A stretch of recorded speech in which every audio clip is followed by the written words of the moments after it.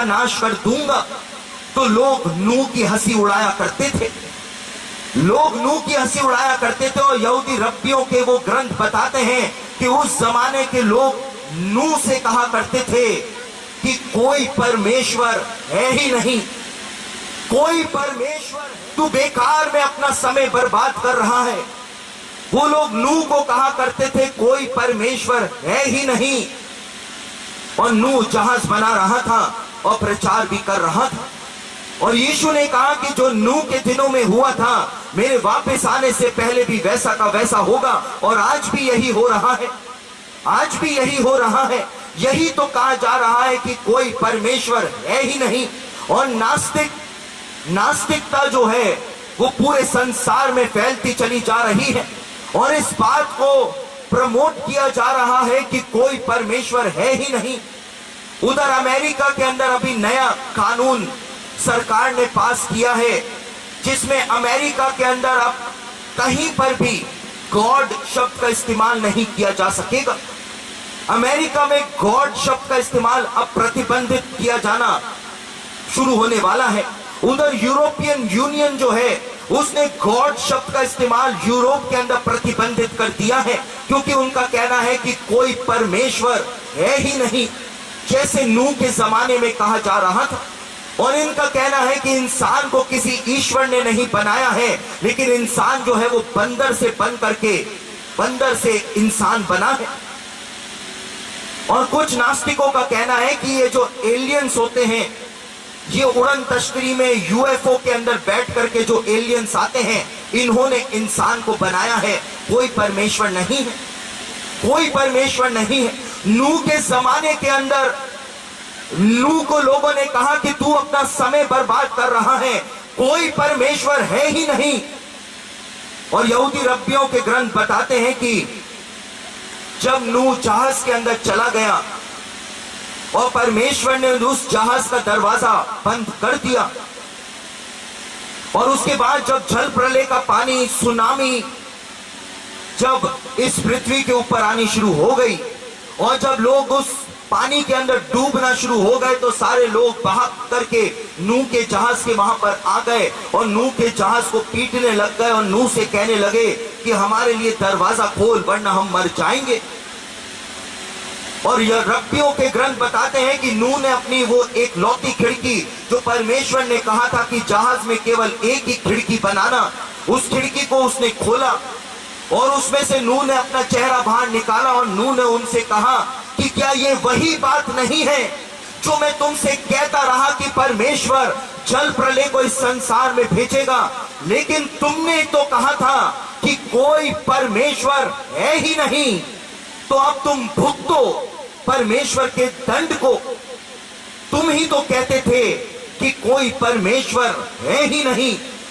Bible में लिखा हुआ है कि मूर्ख ने तो अपने मन में कहा कि कोई परमेश्वर है ही नहीं। वो इंसान मूर्ख है जो इस बात को कहता है कि कोई परमेश्वर है ही नहीं। मूर्ख है वो इंसान, क्योंकि ये सृष्टि जो है इस बात की गवाही देती है कि इसको परमेश्वर ने बनाया है। एक उदाहरण आपको देता हूं। एक घड़ी के सारे पुर्जे लें आप, एक घड़ी जो होती है उसके सारे पुर्जे लें अलग अलग करके और उसको एक डब्बे में डाल दें और उस डब्बे को बंद कर दें और 1 करोड़ सालों तक उस डब्बे को आप हिलाते रहिए। उस घड़ी के पुर्जे जिस डब्बे के अंदर बंद हैं, 1 करोड़ साल तक, 2 करोड़ साल तक आप उस डब्बे को हिलाते रहिए और जब 2 करोड़ साल बाद आप उस डब्बे को खोलेंगे तो क्या घड़ी बन जाएगी? तो क्या घड़ी बन जाएगी? तो फिर कैसे ये नास्तिक कहते हैं कि ये पृथ्वी 2 करोड़ सालों में अपने आप ही बन करके सामने आ गई, ये अपने आप ही बन गई, क्या अपने आप ही वर्षा हो जाएगी?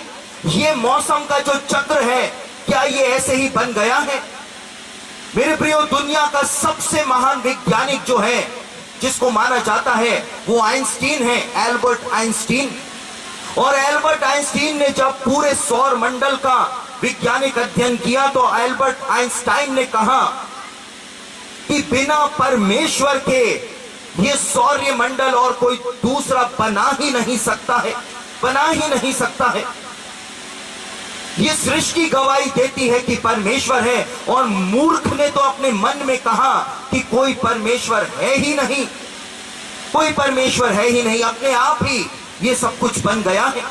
और नूह के जमाने में ऐसा हो रहा था कि वो लोग नूह से कह रहे थे कोई परमेश्वर है ही नहीं, और आज भी तो ऐसा ही हो रहा है। गॉड शब्द से अब अमेरिकी सरकार को परेशानी होनी शुरू हो चुकी है। गॉड शब्द को हटा रहे हैं, गॉड शब्द को दुनिया से हटाया जा रहा है। मेरे प्रियो, वही तो हो रहा है जो नूह के दिनों में हुआ। यीशु वापस आने वाला है, वो दुनिया का न्याय करने के लिए, और दुनिया के जो दुष्ट हैं, धूर्त हैं, उनकी अकल ठिकाने लगा देने के लिए इस संसार में वापस आने वाला है।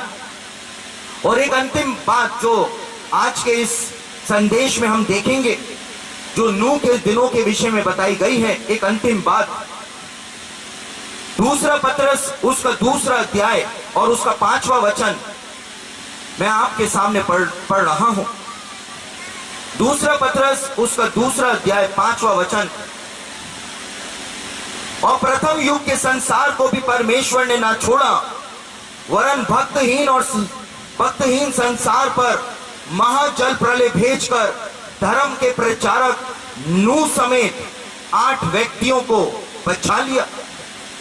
पतरस कहता है कि परमेश्वर ने प्रथम जगत जो था, प्रथम जो युग का संसार था, उसको भक्तहीन संसार को परमेश्वर ने जल प्रलय के द्वारा नाश कर दिया, लेकिन धर्म के प्रचारक नूह और उसके परिवार को परमेश्वर ने बचा लिया।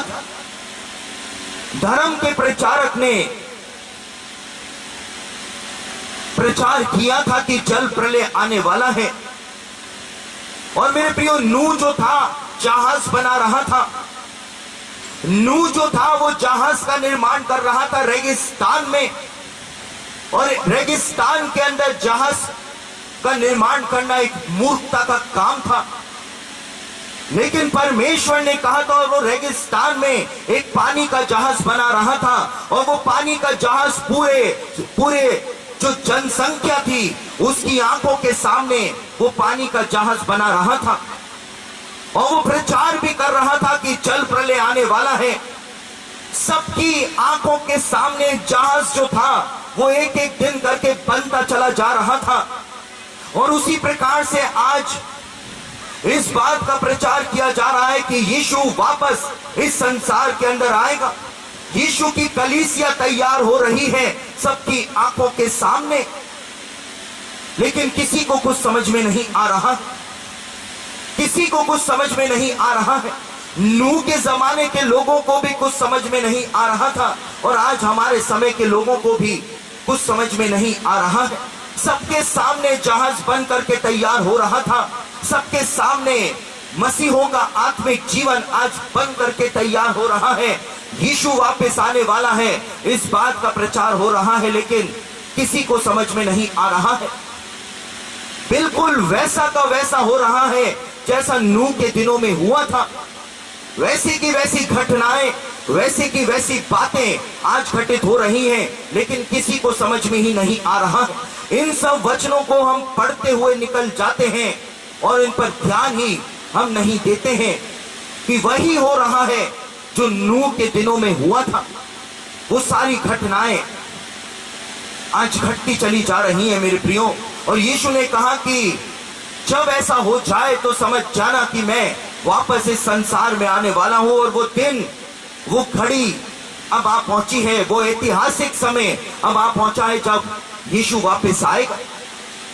चाहे आप विश्वास करें या ना करें, किसी को कोई फर्क नहीं पड़ेगा। नूह के जमाने के लोग भी विश्वास नहीं करते थे, लेकिन परमेश्वर को कोई फर्क नहीं पड़ा था। जल प्रलय इस संसार में आ गया था। और यदि आज आप विश्वास नहीं करेंगे कि यीशु वापस आने वाला है, तो परमेश्वर को कोई फर्क नहीं पड़ेगा। परमेश्वर अपने पुत्र को इस संसार के अंदर वापस भेज देगा। मेरे संदेश को मैं यहीं पर ही समाप्त कर रहा हूं। और मेरे प्रियो, आज शाम को अंतिम समय है। आज शाम को भी मैं बाइबल की भविष्यवाणियों पर प्रचार करूंगा और आपके लिए एक अवसर होगा कि अपने जीवन को, अपने पापों को आप परमेश्वर के सामने शाम को ला सकेंगे और परमेश्वर के सामने आप अपने जीवन को शाम को रख सकेंगे। तो तैयारी के साथ आए, प्रार्थना के साथ आए और अपने जीवन को प्रभु के सामने रखें, ताकि ये दिन आपके जीवन में, आपके आत्मिक जीवन में एक नया इतिहास रच के दिखा दें। ये 3 दिन आपके आत्मिक जीवन को एक नए आयाम तक पहुंचा दें। इसकी प्रार्थना के साथ आए, तैयारी के साथ आए और आज शाम का संदेश जब आप बैठ करके सुने तो केवल वचन को सुनने वाले ना बने, लेकिन यहां पर बैठ करके अपने जीवन को भी परमेश्वर के सामने आप लाते चले जाएं, क्योंकि हम अब अंत के कगार के ऊपर पहुंच चुके हैं। तो मैं मेरे संदेश को यहीं पर ही समाप्त कर रहा हूं। आज शाम को मैं एक बार फिर से आपके बीच में आकर के परमेश्वर के संदेश को मैं बांटूंगा।